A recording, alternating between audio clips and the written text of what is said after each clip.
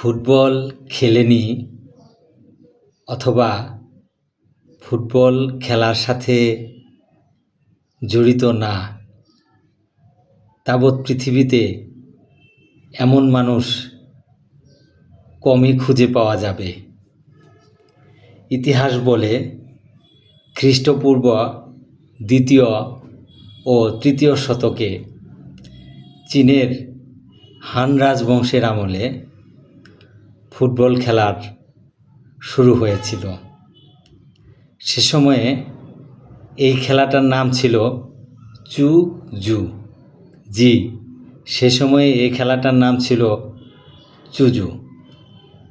তৎকালীন সময়ে চীনের পার্শ্ববর্তী রাষ্ট্র কোরিয়া এবং জাপানেও এই খেলা ছড়িয়ে পড়েছিল।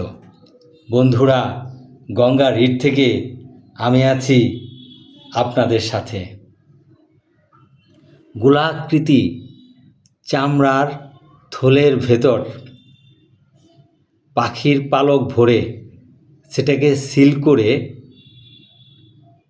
তারা চুজু খেলাটা খেলতো। এই চুজু খেলা মূলত সেনাবাহিনীর এক্সারসাইজের জন্য ব্যবহার হতো। এই যে গোলাকৃতির চামড়ার থলের ভিতরে পাখির পালক ভরে যে চুজু খেলা হতো, সেই খেলাকে কেন্দ্র করেই পর্যায়ক্রমে পৃথিবীতে ফুটবল খেলার জন্ম হয়েছে বলে ফুটবল বোদ্ধারা মনে করেন। সুতরাং ফুটবলের আদি নাম চুজু এবং চীনের এই চুজু খেলা থেকেই ফুটবলের জন্ম বলে ধরে নেওয়া হয়।